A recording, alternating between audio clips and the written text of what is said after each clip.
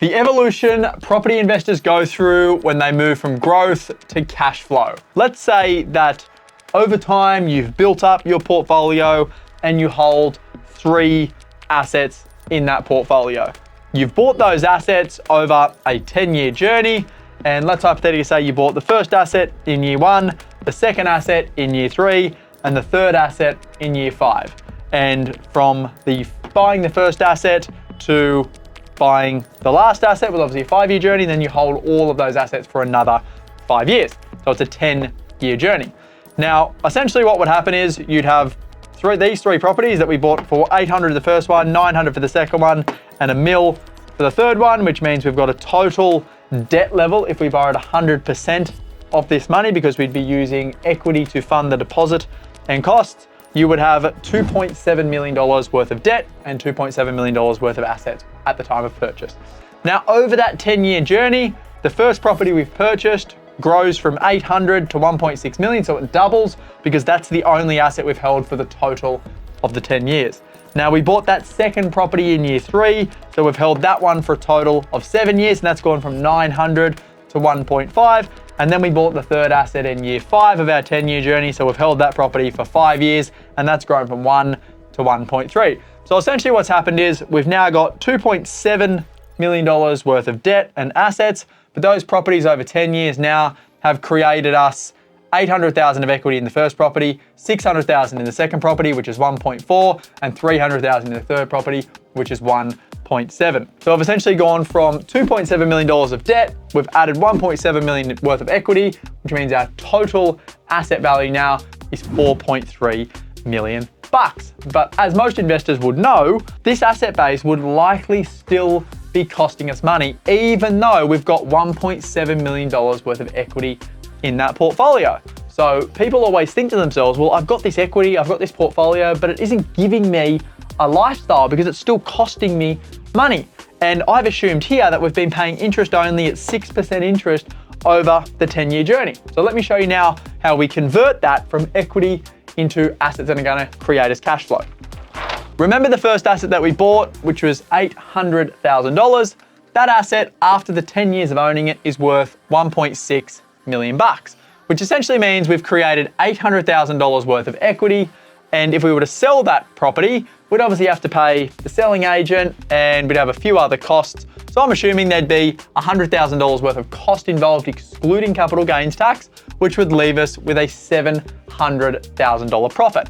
Now, let's assume that we got this $700,000 profit on July 1, which means it's in the new financial year, and we didn't have to pay our capital gain tax on that until the following financial year. So we've got $700,000 in cash sitting there.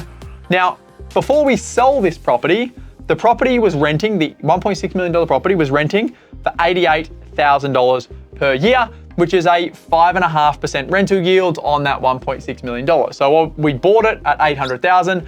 It's worth 1.6 over that 10-year journey. Rents have obviously increased, so we're getting a $88,000 rental income.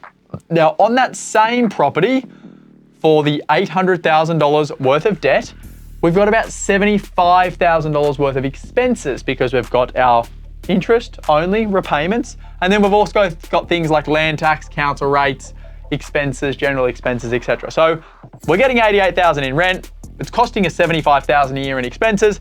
So we're making a net positive cash flow on this one property of $13,000 a year, which is a very, very long way from giving us a lifestyle, right? Because $13,000 a year is then taxed and you're left with 2 parts of fuck all. What we've done is we've sold down that property, like I mentioned, we've paid the agent, we've come out with $700,000 of cash, and we've done that so we don't have to pay the capital gains until the following year.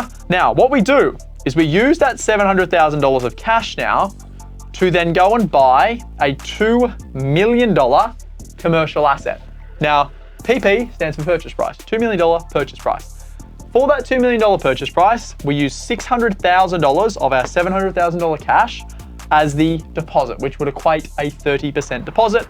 And we use $100,000 of the $700,000 for stamp duty and other costs. So that's our $700,000 gone, which means we've now got a $2 million asset with $1.4 million of debt against it. So this asset here is a commercial asset. So we've essentially gone from having a $1.6 million asset with $800,000 worth of gross equity in it to now having a $2 million asset with $600,000 worth of gross equity in it. We've got our $2 million commercial asset.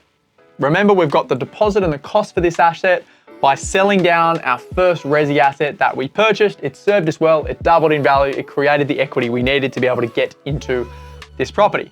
Now, a good commercial asset in a good location should be getting you a circa 8% net rental yield, which would generate around $160,000 of net income. Now, we've structured the deal and we've got the tenant in there, so the tenant's paying all the outgoings, which means this $160 of income really only has to pay our interest costs. Now, our interest costs are calculated on $1.4 million worth of debt because we put in $600,000 of cash and we're at a 70% loan to value ratio. Now, at 6.5% interest only on $1.4 million worth of debt means we've got an interest expense of $91,000 per year, which essentially means we're left with circa $70,000 of net income. Now, we've converted the equity out of our resi property, we've sold the resi down, we've paid the selling agent, we've netted out our money, we haven't paid our CGT yet, I'll get to that, and essentially we've transformed that money out of a property that was producing us $13,000 a year of income into something now paying $70,000 a year. Now, with this $70,000 of income, you can do lots of things with it. You could either use it for lifestyle expenses, or what I would do with it is I would then start using this $70,000 of income to start paying down the $1.4 million of debt, because every year we pay another $70,000 of principal down, another $70,000 of principal down. It actually then increases our net income because we're paying less interest and less interest. So this is just a vicious cycle. Income comes in, pays down the debt, frees up more income, comes out, pays down the debt, etc., etc. So we've converted that first residential asset into something now that is producing us cash flow because we had held that one for 10 years. But remember, we've still got the other two residential assets. Now, the second asset that we purchased in year 3 of our 10-year journey, which means we've only held this one for 7 years. So we would probably hold this residential asset for another 3 years. And when this property goes from being worth, say, 1.5 million to 1.8, 1.9 million, we'd then be at a 50% loan to value ratio against the debt sitting there. And we do the same thing to this asset. We'd sell it down, we'd pay out the debt, we'd pay the selling agent, and then we'd use that capital to then get us into a good quality commercial asset. And then again, when we go to our third asset, this is the one that we bought in year 5 of our 10-year journey. So we can hold this one for another 5 years after we bought that first commercial asset. Again, it'll go from being, say, 1.3 to 2, 2.6, whatever it is. We'll pay out $1 million of debt and we'll repurpose that money into commercial assets. So essentially what we're doing here is we're using the leverage that we can get through residential by putting in a smaller amount of cash, because most people don't start with millions of dollars worth of cash. We start with a small amount of capital, which then allows us to get into the market. The assets then grow in value, which means our capital grows. We leverage off our first resi to get into our second resi, off our first and our second resi to get into our third resi. And then eventually we've got enough residential assets, we've taken on enough leverage, and now we've grown in the marketplace, which means we've created capital. Then once we've created capital, we know that residential doesn't give us a yield on that capital because it has a very low rental income, which means a low rental yield and a lot of expenses that are attached to it. So residential assets are really good for capital creation. They're not good for cash flow. And then when we need cash flow, we start to transfer the capital from the residential assets into the commercial asset. And all of a sudden we've used our capital now, instead of creating us growth, it's now creating us cash flow, which is what we need then to get out of the workforce and start enjoying our life a little bit more. Now, you're probably wondering, Jack, we still haven't spoken about the CGT tax on the first sale. Now, there's a multitude of ways that you can pay for that CGT. You can pay the CGT up front, you sell the property down, you just push the CGT to the side and you've got less to go into the market with. I don't really like that approach because it means we can spend less on the next purchase. You could potentially refinance out some equity from one of these properties to then pay the CGT of that first property that we sold.